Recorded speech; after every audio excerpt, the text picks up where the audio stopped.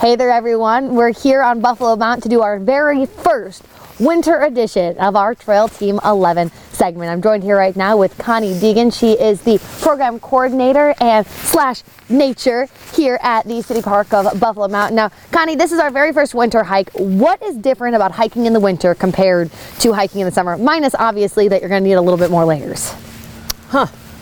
Well, you know, there's a lot more going on in the winter environment than you would think of, so you can certainly appreciate nature differently. But as far as packing my pack, I would still stick with exactly what I mentioned previously.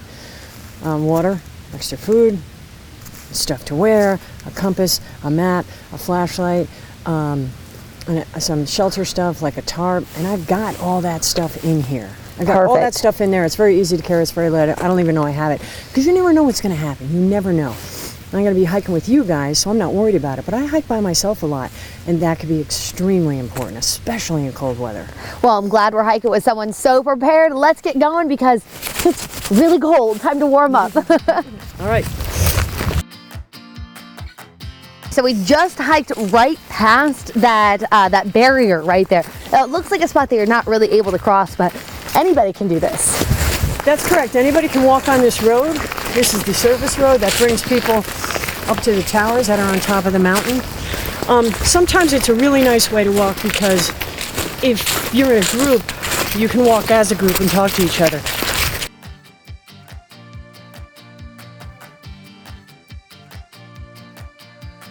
Whew, okay, Connie, that was one heck of a hill right there. Now we're kind of coming up to the spot. There is a way to keep going this way, but to get up to the lookout spot that we're going to, we keep going straight. Absolutely. When you're on Buffalo Mountain, you're climbing up a hill. You know, I think I mentioned this before. There's 11 feet elevation from the Sioux Trail up to the top. So you're constantly going up top. We'll hit one flat spot up here for about 10 miles, and that's it. So one thing that makes this hike really cool in the winter, I mean, check out these trees. You've got the fall colors and you've got the snow on the ground. How gorgeous is that? There's a number of different ways to get up to White Rock. We could take Tower Ridge, we could continue on the White Rock Loop, or we could take the service road.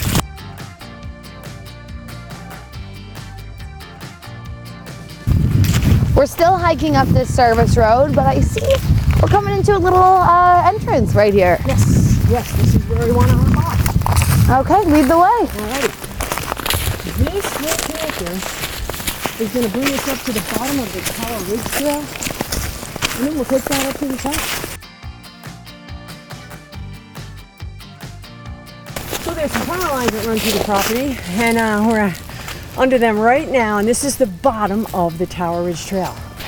And our trails are marked with blazes, and many people are familiar with blazes. There's no street signs in the woods, of course, so we use painted marks. We shoot for consistency. There should be one in your view at any time. If it's not in front of you, it should be behind you. That way you can check if you think you're on the blue trail. You can look at your map and go, oh yeah, there's blue blaze, that's where I need to be. I hide about 6 by 2, so we're gonna get on a blue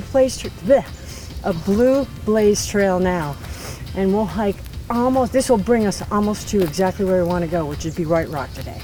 Perfect, so take the blue blazes, we're going up. Alrighty. More going up.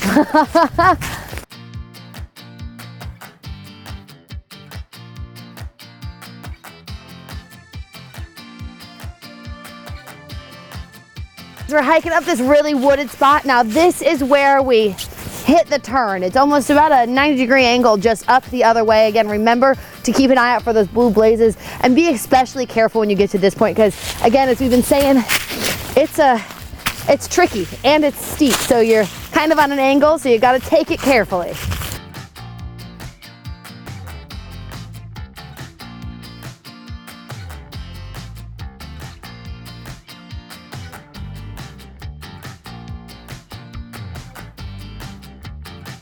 Well, we're coming up on our intersection, and I know that because I can see the pink blazes to our left and our right.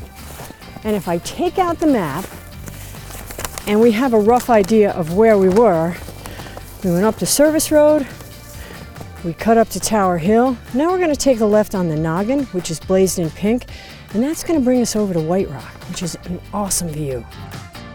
we're coming up to this Pink Blaze now. Now, a tip that Connie did just give us, if you are walking down these downhill slopes and it's getting a little bit slippery, walk sideways. Don't walk vertical. I know it looks a little bit silly, but if you walk sideways, it helps prevent you from slipping a little bit.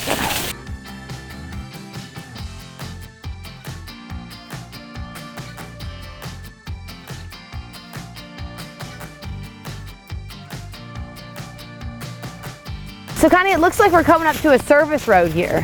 We are coming up to the service road. It is the only service road on the mountain, so we're crossing over very close to the top. And then you're going to catch one little beady blue blaze on this rock here. That will actually be reblazed in the spring. That'll be a continuation of the pink trail. But once you find this little blue blaze, you've got about 300 feet to go to, boom, the vista at White Rock. Okay, so we start on the blue blazes, not the blue trail, turn off onto the pink trail, we cross the service road, and then we're going to see one blue blaze, and then we keep going. Deal. Perfect. Let's keep going.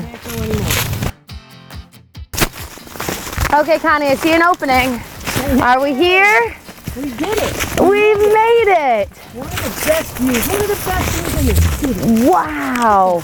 This is beautiful. I didn't know a view like this was possible here in Johnson City. Oh, heck yeah. Wow. This is the infamous White Rock view. And due east.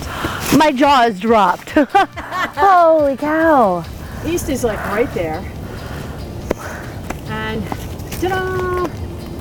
So the other side of the mountain gives you the view of Johnson City, and this actually gives you the view towards Elizabethton. And that is White Rock. This is White Rock. That's it. Okay, we've made it. This is it. Woo, that's a far drop. Don't do that. Really far. Connie, what are we actually looking at out here? Well, due east is right about here. You got Unaka Mountain. There's a bunch of different mountaintops that you can identify from here, and then you swing to your left, and Elizabethton is way off in the distance, and I can find landmarks. They're kind of hard to pick out. And then finally, if you keep going, you can see Kingsport way up there. You can see a bit of Johnson City. Beyond that, you can see the ridges and valleys and ridges and valleys and ridges, and you can really see it today. And beyond that, there's the Cumberland Plateau. Wow. It's just killer. It's killer, and it's right here in the city. So now we did all the uphill, we get to go downhill. Okay, guys, an absolutely beautiful hike that was, with a great lookout point. Only about 1.5 miles to get up there, but remember, if you are going up, it is mostly uphill, so you're gonna wanna be prepared. And again, as Connie's been telling us all day, remember to bring those layers, and then, well, happy hiking.